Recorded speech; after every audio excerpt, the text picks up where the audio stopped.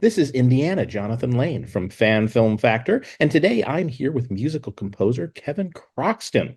You may remember Kevin as the fellow who made the music, the wonderful music from my fan film Interlude, but we're not here to talk about Interlude today. We're here to talk about a different fan film that Kevin produced. In fact, Kevin has produced a lot of fan films. I first found out about him when I interviewed him for a Star Trek fan film that he made with his students, because Kevin is a teacher in Arkansas.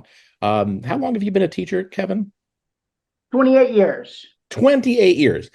Okay, so he made a Star Trek fan film, I think back in 2016 or thereabouts, called The Bunny Incident with his fourth and fifth grade music students, and it was very fun. They sang, they danced, they got to wear costumes and film on the Starbase Studio sets that were in Arkansas at the time, and that's how I first met Kevin. That's also when I asked him if he would do my music for Interlude a little while after that. And then Kevin went on to make another fan film with his students, this one a Batman fan film. And this one was really, really cool. They had costumes, and they had a Batman and a Robin and a Catwoman and a Joker and a Riddler and a Penguin. And they even had the Batmobile. So, I mean, coolest teacher ever to get the Batmobile for his class for a project. So then the next fan film that he and his students made was a James Bond fan film, and the kids were just as adorable. Now there's different kids because they're growing up, and they wore tuxedos and they had fancy cars. And anyway, every fan film just knocked it out of the park, was bigger and better than the last one. And his most recent fan film, which he started after COVID, after the lockdown, was an Indiana Jones fan film, which explains the hat. And this one, which, as you can see from his shirt, was called Indiana Jones and the Treasure of the Aztecs. This fan film won an Emmy. Now, absolutely a deserved Emmy. I mean, it had amazing costumes and music. The kids did a great job, and they had stunts. I mean, there was a guy jumping from a horse to a moving vehicle. They even had Karen Allen from the original Indiana Jones movie, and a couple of the sequels, who played Marion, Indy's girlfriend and later wife, do a cameo in the fan film. So it was just absolutely amazing. Hello? Hey, working late? Don't wait up. I gotta head out. I'll be gone for a few days. Indiana Jones, you promised no more adventures. I know. It's important, Marion. I used Abner's map. You found DeSoto? Well, what was left of him. I know where the treasure is, Marion. I have to do this. I always knew someday you'd be going back out there. Come back safe. Trust me, I know what I'm doing.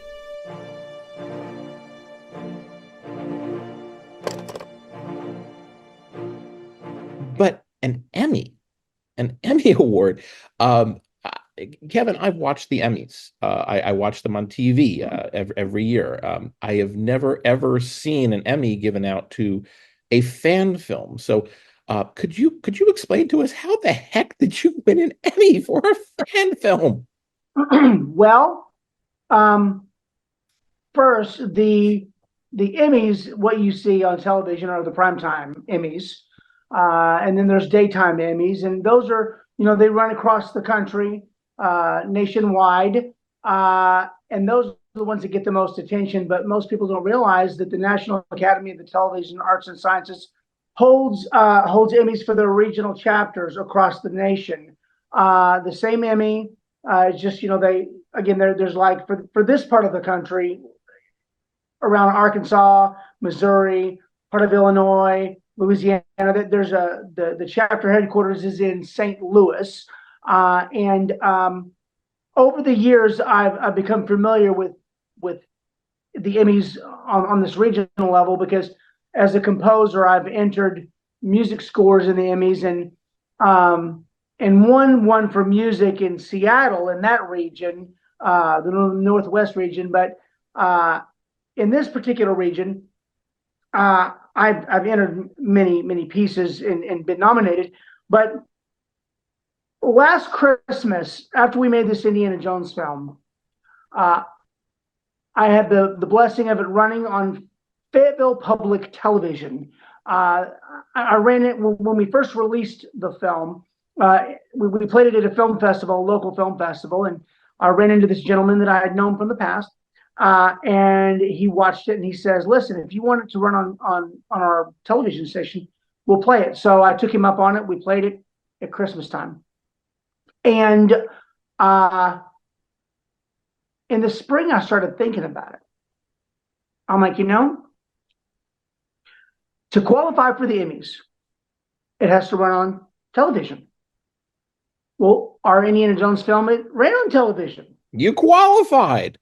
Well, yeah. So I called the lady that is the kind of the go-to person for this regional chapter, and she knows me from the past for my music score entries, and she knows what I do with the kids. And so I called her and I said, I just did this Indiana Jones fan film. It ran on Fayetteville Public Television. Would this qualify for Emmy consideration? I mean, I followed all rules. Lucasfilm puts out rules. When you like Star Trek fan films, they have to follow certain guidelines. And there are guidelines for Lucasfilm productions, whether it be Star Wars or Indiana Jones, and we followed all those. And well, hold on. I'm curious. What are the Lucasfilm's guidelines? Just so we all know. Well, some of them, just things, legal jargon that you have to put in the credits. You know what I mean? And the way that you do funding, and there's just some things you have to do. I mean, and we did all that. We crossed every T, dotted every I. And so I told her that, and I said, "So could we do this?" And so she said, "I'll have to go confer with some other people," and she did, and she came back. Did she? Well, hold on. Did she even know what a fan film was? Yeah, because she'd seen our productions, because we've been doing this for so long. She was familiar with what we do, just because I've been in the Emmy circuit with music scores, and so she kind of followed what we did. And so anyway, so she went back and conferred with some of these people, and she came back. She goes, "Yeah, we think you can do it." And I thought to myself, okay, I'll submit, but I don't think we have a chance with the fan film. But she said we can try. So I called my cinematographer and I said, let's just throw this thing in as many categories as we can. And so, and it's a big ordeal to do it. I mean, you have to upload, like you have to do excerpts of your film, or, depending on what category you're in. And then you have to upload it, and you have to put all this information in for the people that are going to judge. And yeah, of course, there's a fee. And so, but we did. Just curious, how much is the fee to enter? Well, let me think. Well, if you become a member of Natus, you get a discount. But I mean, to enter several entries, you're looking at several $100s. If you're putting 5 or 6 entries in, it's not cheap. But we thought, if you don't try, nothing will happen. So what categories did you? I mean, do they have a fan film category? What categories? No. They did. The closest where we fit in was arts and entertainment long form, longer than 15 minutes. That's what was our best fit. So we did that, and then we threw it in, like cinematography, editing, music, audio. We just threw it in a bunch of stuff, and directing, threw it in a bunch of stuff. And that was, I guess, in May. And then they get sent off to other parts of the country to be adjudicated, to be scored by a judging panel of professionals. And in August, I got a call from the lady at the chapter up in St. Louis. And she says the entries are coming in judged. And the certification committee has a lot of questions for you. And they said, what was the purpose of this? Where did it run? And so I told her, and she said they don't like it that it's called a fan film. And look, I understand professional filmmakers kind of look down on fan films. They as a whole, and I think it's unfortunate because there are a lot of great fan films, and I just think that they think that they're not going to be professional or something. You know what I mean? And so they said, we don't like it that it's called a fan film.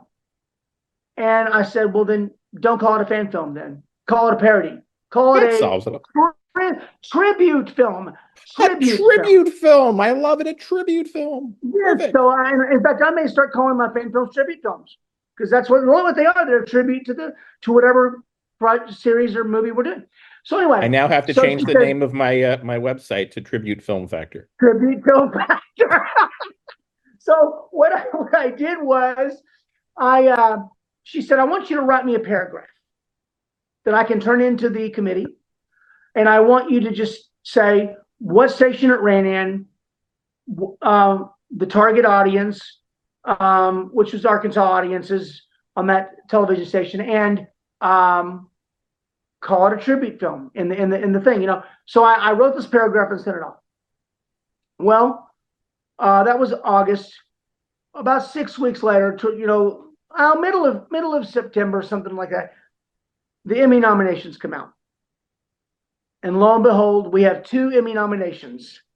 We had an Emmy nomination for the actual film in its arts and entertainment category, and we had a nomination for Best Director. And to me, just being nominated was just amazing. I mean, to get to the point to where we were nominees, I mean, I'm like, wow. Do you know offhand how many different films were entered and how many were nominated? I cannot tell you offhand. I can tell you that they only have a few nominations in each category.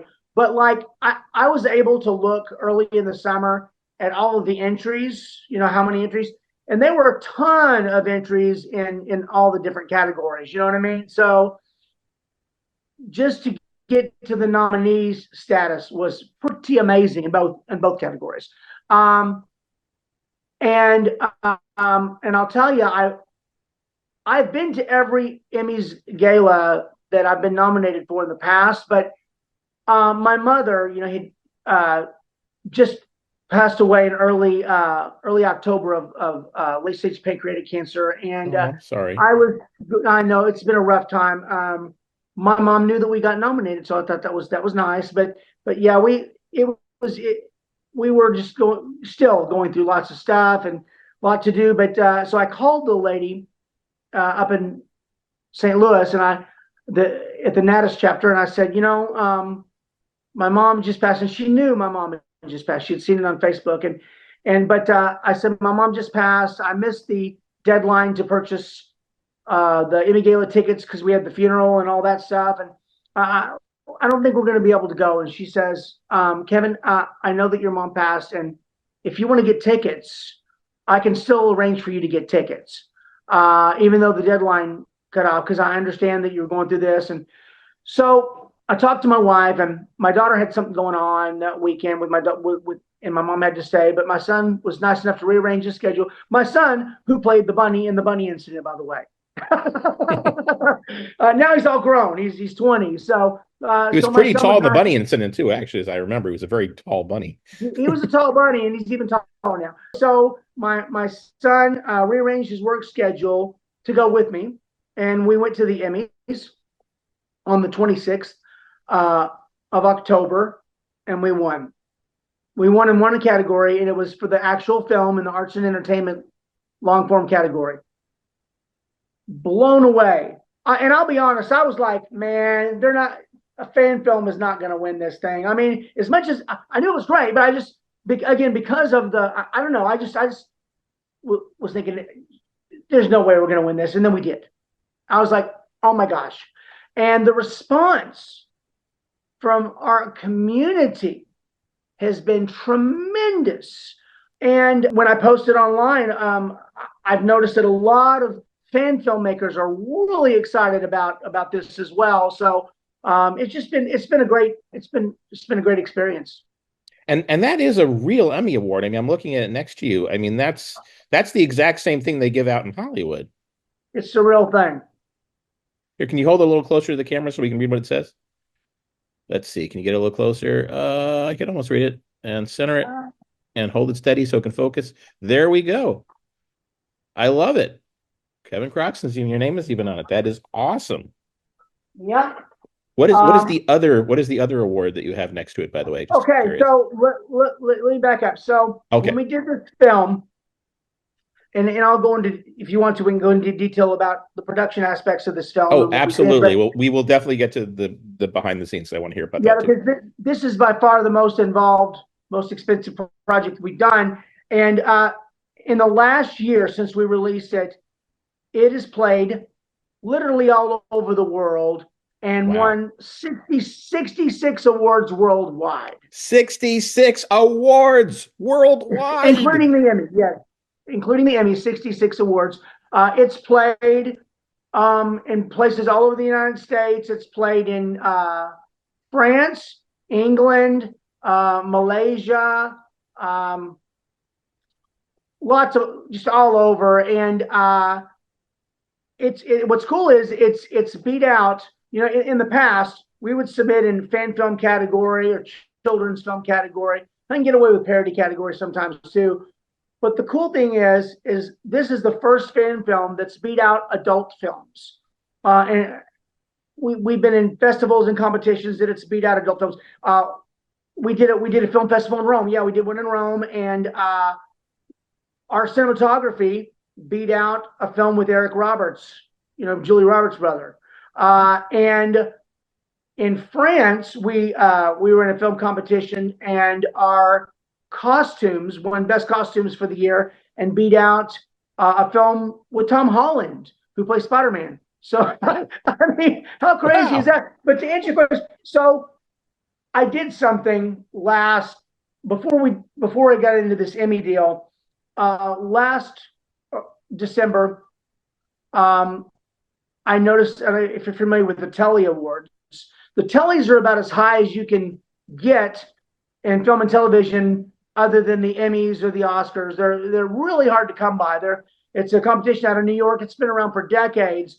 Very sought after award, and again, hard to get. So I didn't tell anybody because I'm going to enter this. So I entered it in the Tellys, not really expecting anything, but I just thought, again, if you don't try, nothing will happen. Well, lo and behold, in May, I find out that we won a silver Telly. Woohoo. So it's really been quite a ride. So the silver Telly was the biggest one that we won at that point, and then of course the Emmy is the icing on the cake. And we're now finished with our film festival run. It's all done. Okay. Yeah, I mean, yeah, it's hard to follow an Emmy. So I'd say, yeah, it's definitely quit while you're ahead. Yeah. All righty. Well, let's transition to the actual making of this masterpiece. I mean, it's such an awesome fan film. I mean, you'd think that, watching kids perform as Indiana Jones wouldn't be as believable. But the kids really pulled it off. I mean, as long as you just tell yourself, okay, this is Indy. It's just, a shrunken version of them that left in the dryer too long, and everybody else. But I mean, the cinematography, the location shots. I mean, it's just it quality of the camera and the lenses and the sound and just everything. So okay, I don't even know where to begin, but let's begin with, first of all, how did you decide that Indiana Jones was going to be your next film? Okay, so I've been an Indiana Jones fan my whole life, and I heard that they were making a new Indiana Jones film, and that kind of inspired me. I'm like, well, maybe it's time. And I got this idea. I knew that if I did an Indiana Jones film, it had to end with an epic chase of some kind.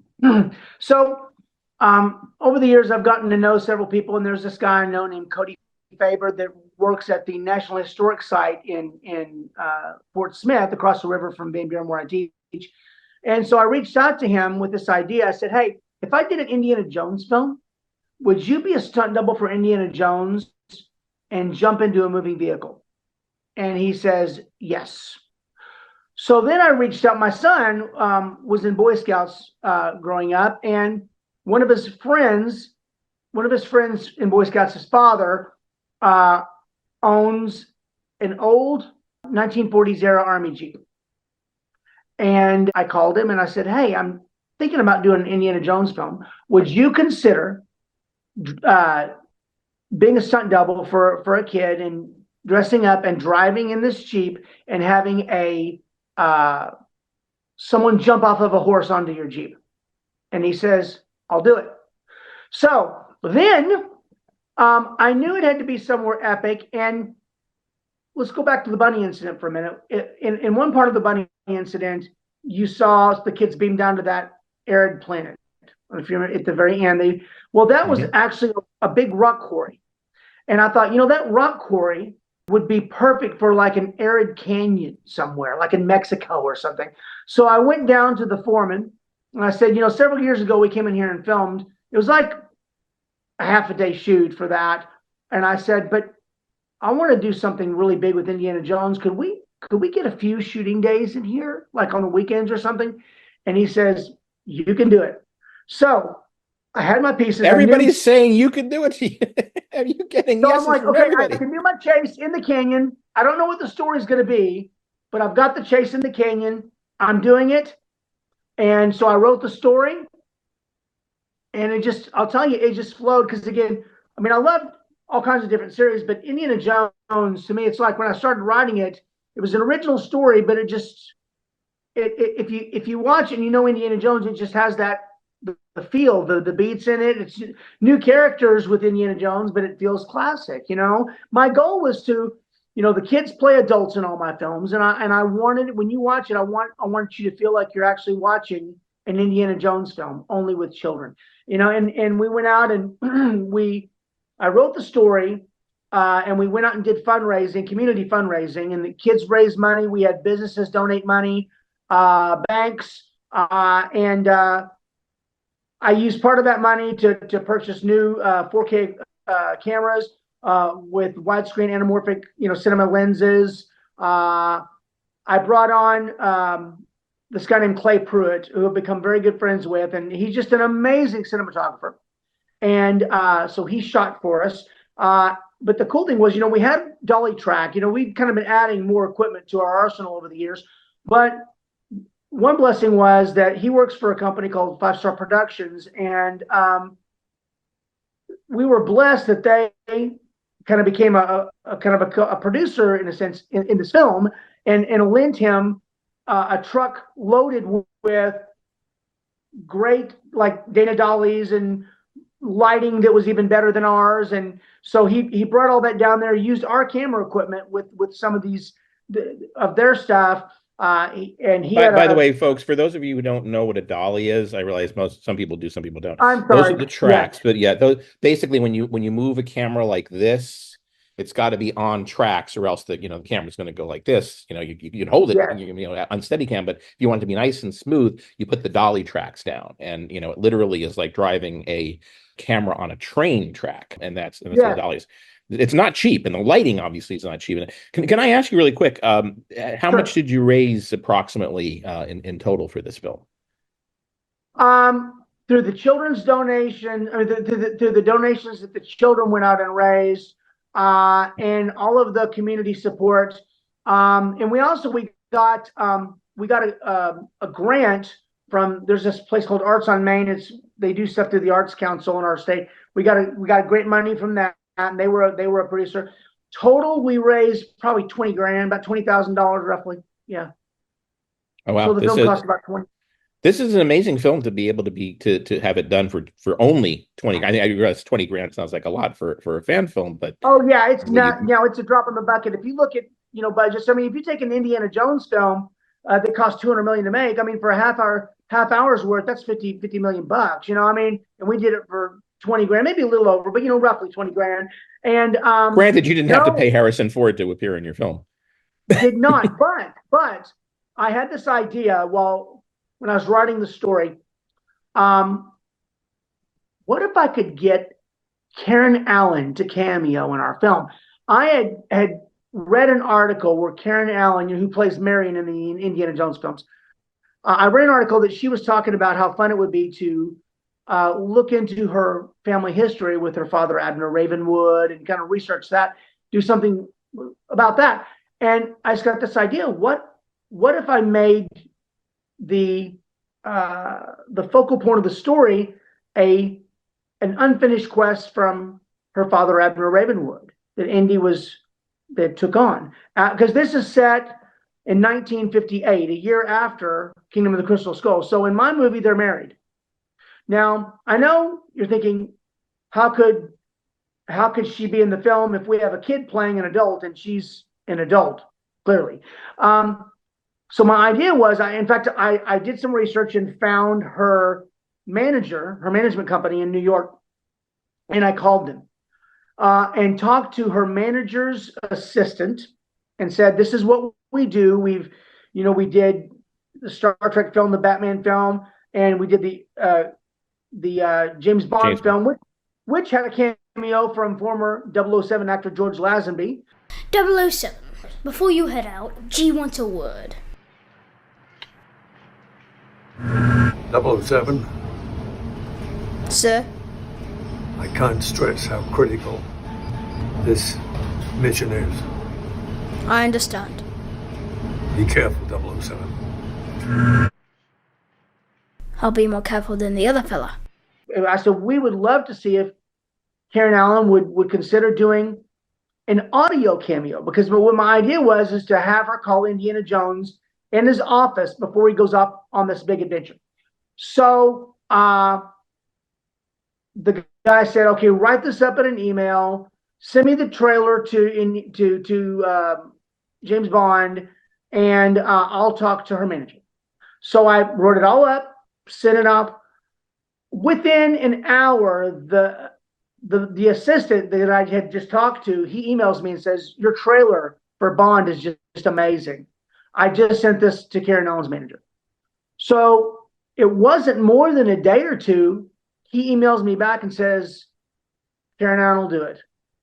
And I'm like, wow. So listen, I tweaked the dialogue lines, but I had the scene. I mean, months and months and months before we ever shot. So I sent it off, and she just used an audio recorder and just recorded it and sent it to me. She gave me multiple takes too, different inflections. I thought that was pretty cool. Very kind. And so we had it in the scene, and it was brilliant. Another cool thing was talking about our Bond film that had George Lazenby in it. I got to know his manager named Anders, who lives in Sweden, and we keep in touch. And while we were getting ready to shoot, I was talking to him. It's funny because I normally Facebook him, but I had long distance. I got some long distance calling for a while because, with our budget, we got like a Wested jacket for our kid. That's what Harrison Ford wore in Indiana Jones. We got a Herbert Johnson fedora. So I was calling England and talking. So I called Anders, and we got to talk on the phone, which was cool. And I said, hey, we're doing an Indiana Jones film next. And he says, well, if you ever need any stunt advice, I'm really good friends with Vic Armstrong. Let me know. Now, for those who don't know, Vic Armstrong did all of Harrison Ford's stunts in all the original 3 Indiana Jones films. So when we got ready to shoot the scenes with lots of punching, and when my stunt double on the horse rode up and jumped on the horse, I messaged Anders, and he says, send me all the questions you have, and I'll get them to Vic. And I did, and Vic emailed me back personally and says, hey, here's how I would do the punches, and here's how to, be cautious on the jump. Here's what you need to do, like take off the stirrup, up the top part of the stirrup off. So, to make it easier, gave us all these good advice. And it was a blessing because it helped a lot. Because the guy that jumped from the horse onto the Jeep had never done that before. And that was by the way, most people haven't. I want to point that out.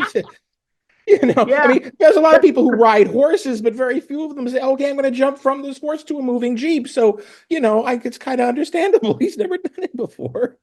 But listen, in fact, I'll tell you what's funny, because this was the last. So it took us, let me tell you how long it took to shoot. We shot over the course of about 6 months because I had to work around my cinematographer schedule because Clay is just amazing. He's all over the country and the world. I mean, he goes to other countries too. And so we had to look at his schedule. And so, because, there were times that we had to go on location. Like we filmed all over the state. and we had to again work around the schedule. And so no, it took us 6 months to shoot on certain weekends, and we shot in caves.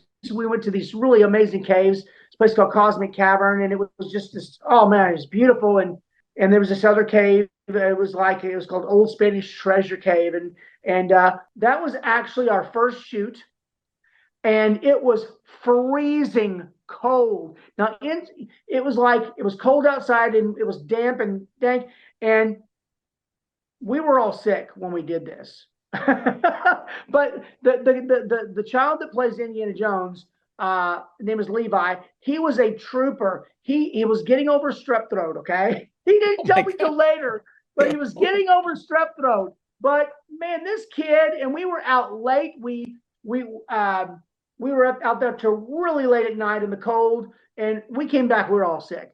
But then transition to the last shoots were in the hot summer.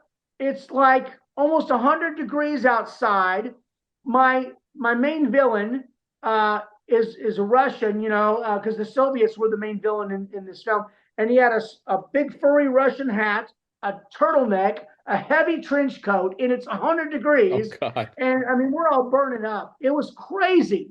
But we did it. And the last thing that we shot was the horse chase where he jumped onto the Jeep, and we got it in one take because like the horse wasn't wanting to go upside the Jeep. We were actually more afraid for the horse than Cody, the stuntman.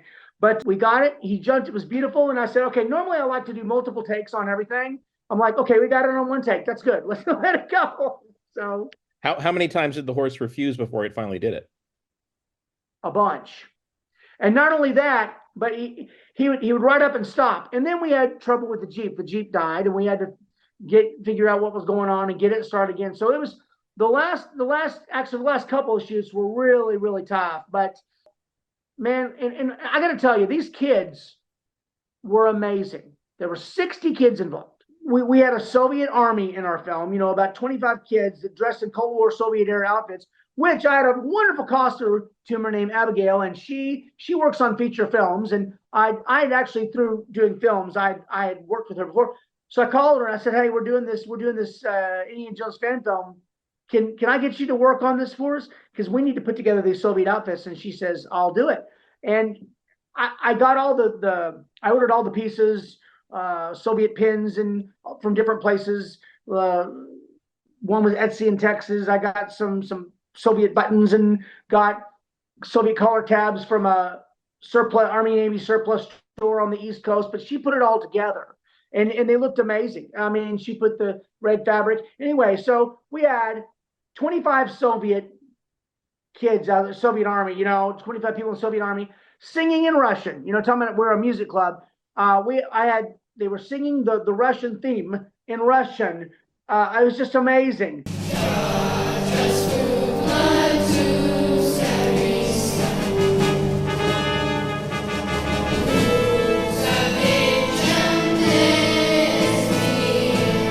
How long did you rehearse something like that with the students before? I mean, because I'm guessing they weren't all Russian speakers. So how long did it take for them to get all those words in Russian down? Well, I rehearsed with them, and the way that we do I don't know if you probably know this. I do my dialogue a little different because because I'm an audio man, I want clean audio, and it's hard to get good sound men sometimes. So we pre-record all of our dialogue. You know what ADR is? Where like if you have bad dialogue, you have to replace it. Think of what we do as a reverse ADR. We record all of the dialogue for every scene ahead of time. We record the singing. I get just the right takes. I put it all in there with the music. So the audio track is essentially done. And the kids that are speaking, they lip sync on set with their dialogue. I put little pops in there before they speak. And they say their lines, and we get multiple takes in perfect sync. Same thing with the singing. We record all the singing ahead of time. And when we get on set, we may do a couple practice runs, but they know their stuff. The Russian was challenging, and of course the main villain, and there was another one. There were a couple other people that spoke in Russian in the film, and we had to getting the right pronunciations was a challenge, but we were able to pull through. Oh, that's cool. Now you've okay, so 60 kids in it. Obviously, they're all in your music class. Correct. Is Music it a club. class or is it a club? It's a club. It's not a class that meets during school. It meets before school hours. You know what I mean? We meet before school hours. But honestly, that's just a short meeting. The real work is after school hours on the weekends and just the yeah. But Okay. they work hard. Okay, so you've got 60 kids that are appearing on this.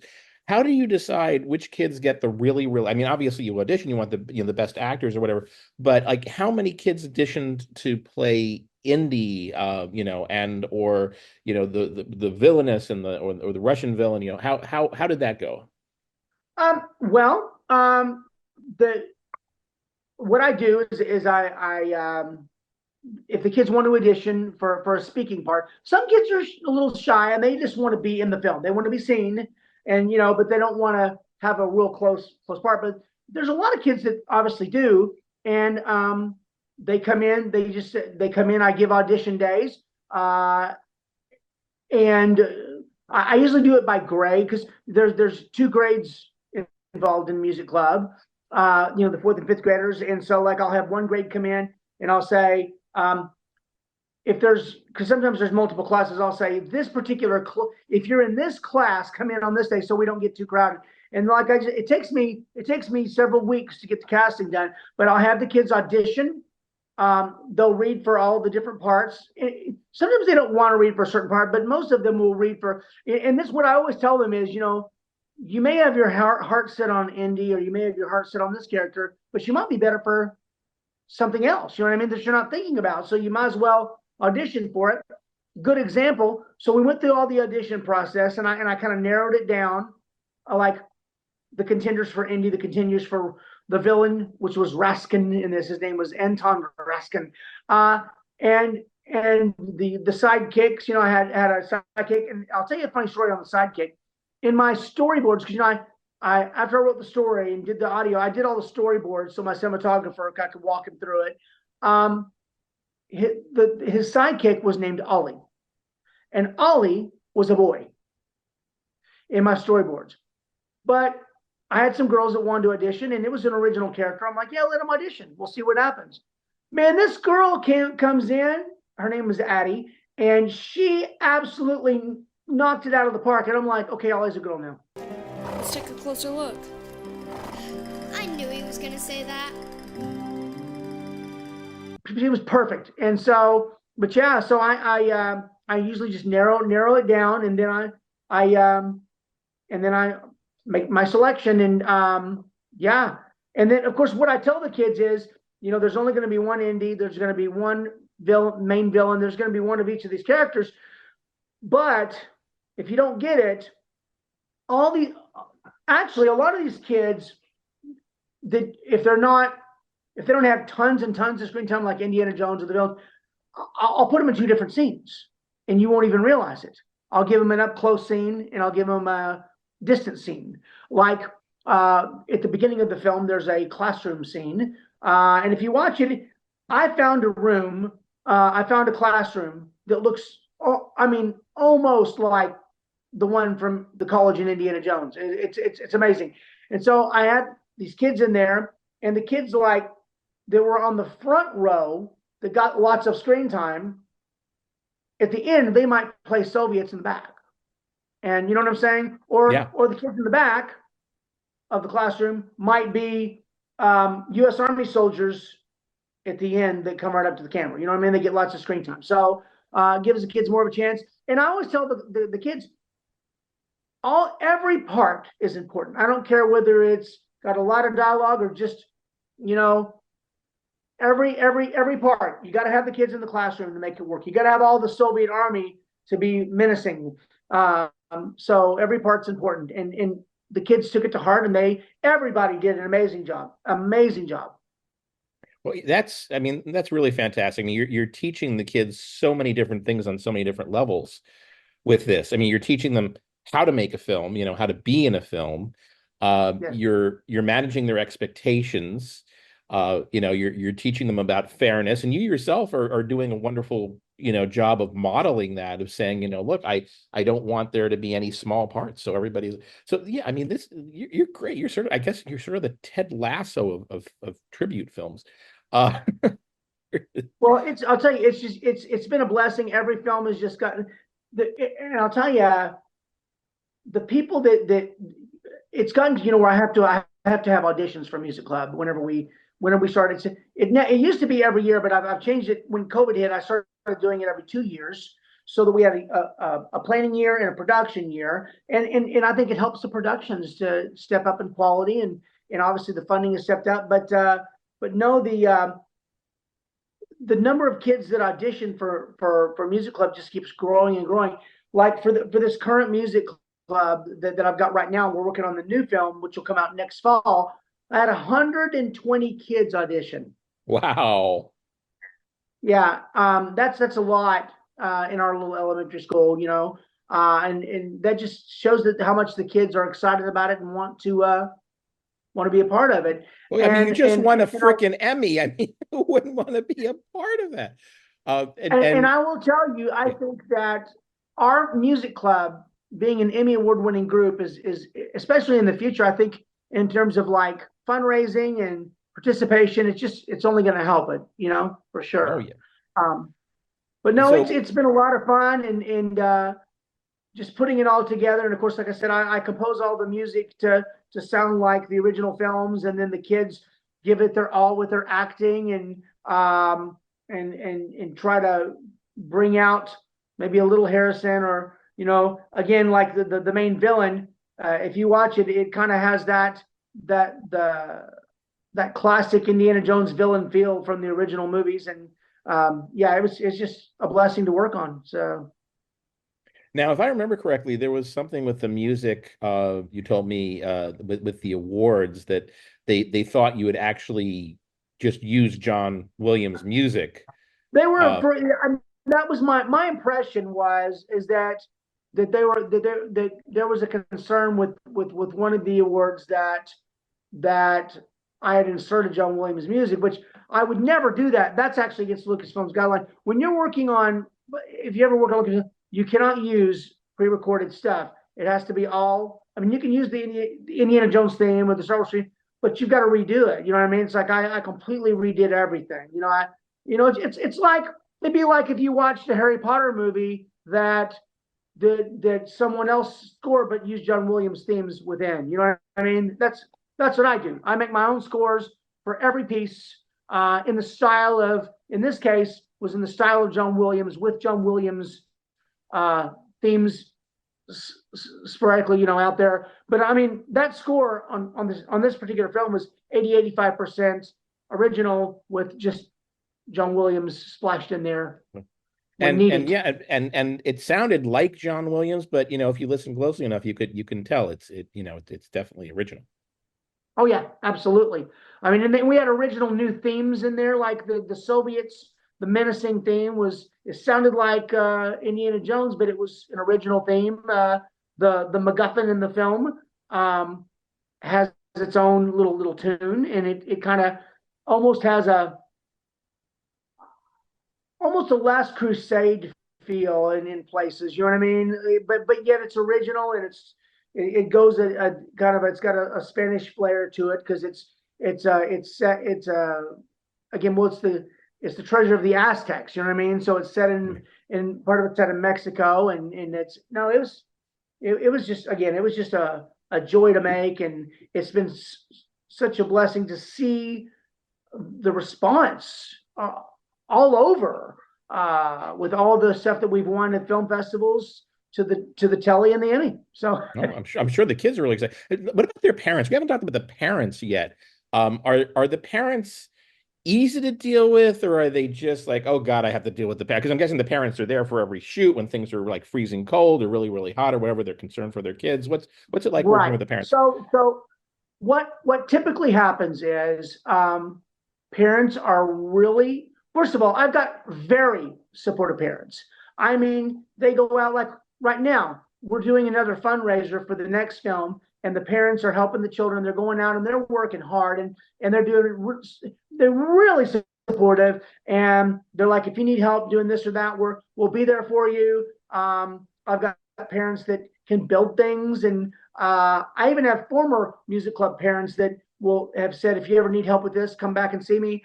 And so a lot of support. But I will tell you that when you really get in to the hard shooting days, the long shooting days, they don't really complain, but you can tell that they don't. I don't think parents know what they're getting into. Oh boy. They don't. Yeah.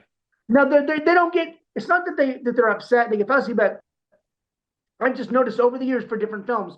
Like, for example, when we shot, there was one scene that we shot for Indiana Jones. It was a long day. We started like at 6:30 in the morning. We got to the rock quarry for costuming. And we were down, we went down to set, and then they would send kids down and they get them dressed and send them down.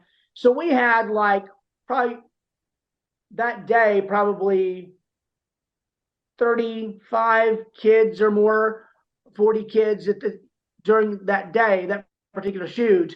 So a large percentage of music club through, being Soviets or the main characters or the villains. And we shot a lot of scenes. We packed a lot into that day.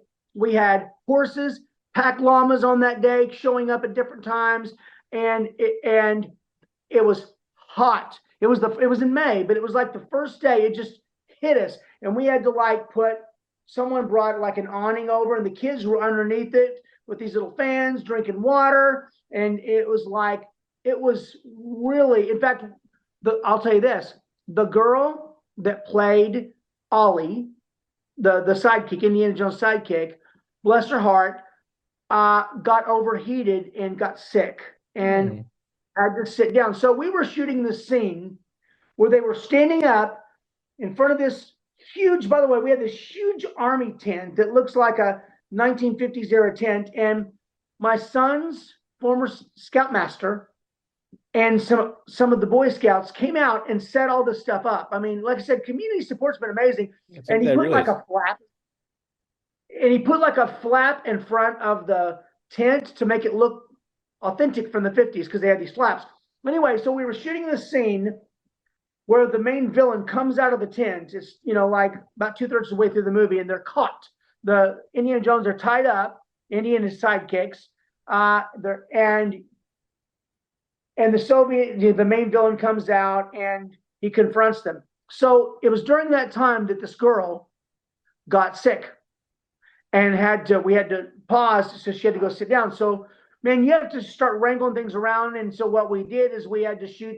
I said, why don't we shoot the close shots first? Because, we do everything wide, we do everything close. We did all these close dialogues, giving her time to recover. And then finally she started feeling better, and she came back in, and we shot all the wides and finished them. And she was not feeling good, but she got into character, I mean, all these kids did amazing. And yeah, that was a long day. But whole point is, though, that, I mean, yeah, you should have seen all the parents out on the sidelines with umbrellas underneath to get out from under the heat. And it was crazy. And it seems to me like there's at least one day like that in every film that I do. There's some day that's got tons of kids.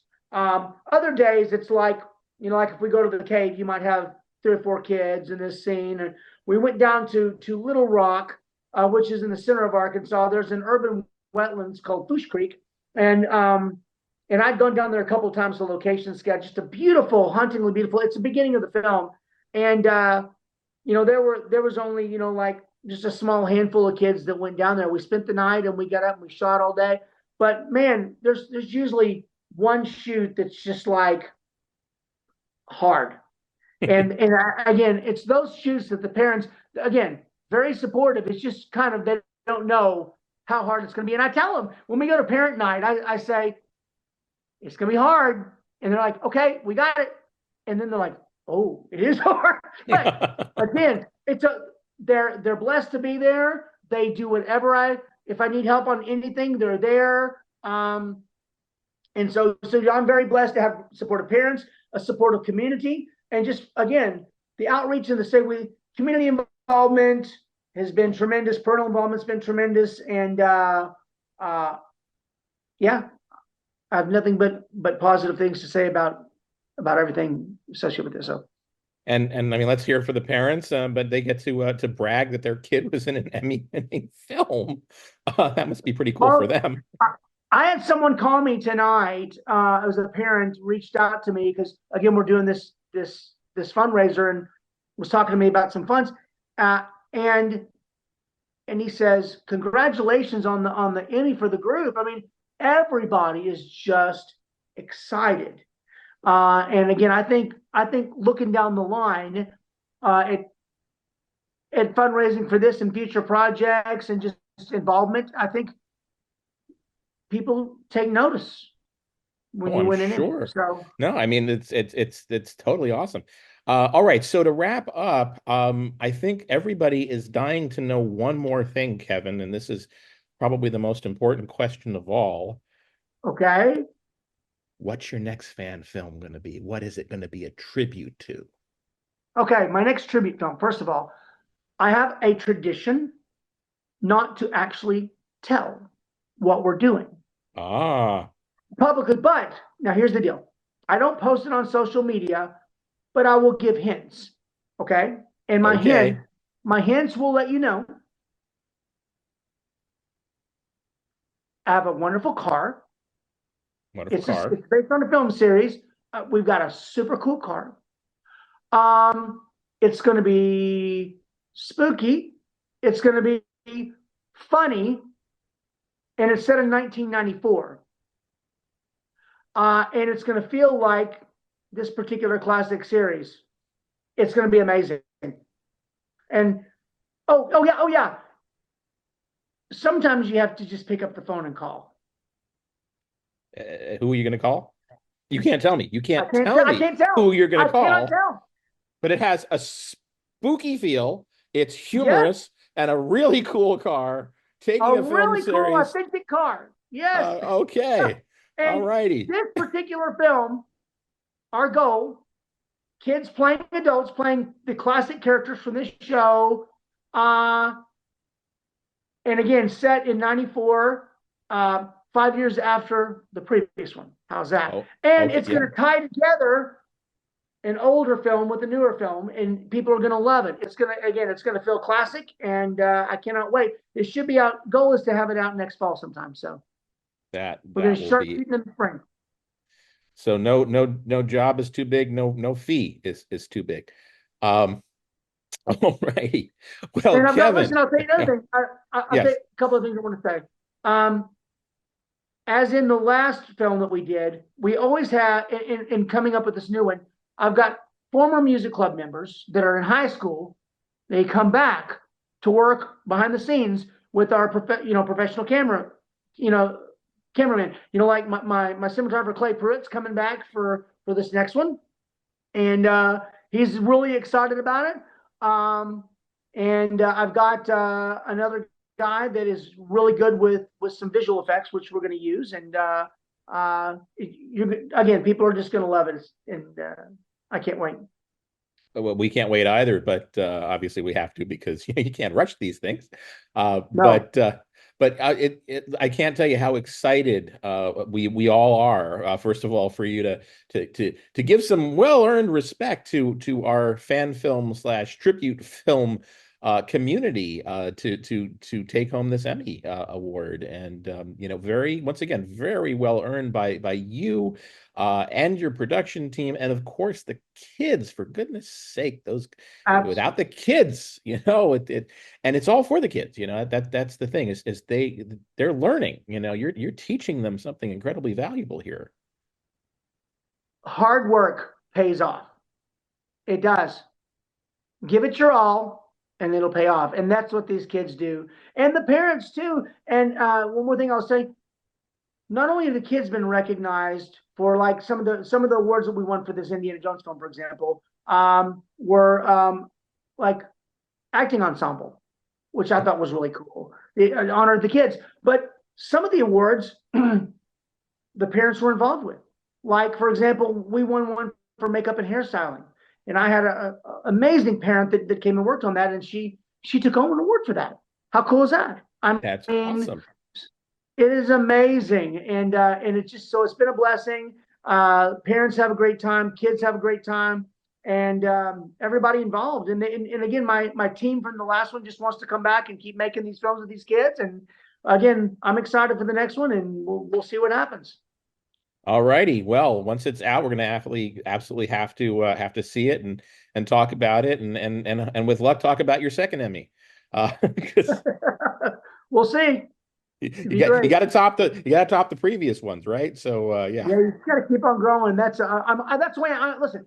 Every film, I'm like, how in the world am I going to top this? But I see it seems to just get better and better, and so I'm really excited to see where this is all going to go. So. Well, we're excited too. Well, thank you very much for your time today, Kevin. I wish you and your team all the best of luck in this next film that we can't talk about. Sounds great.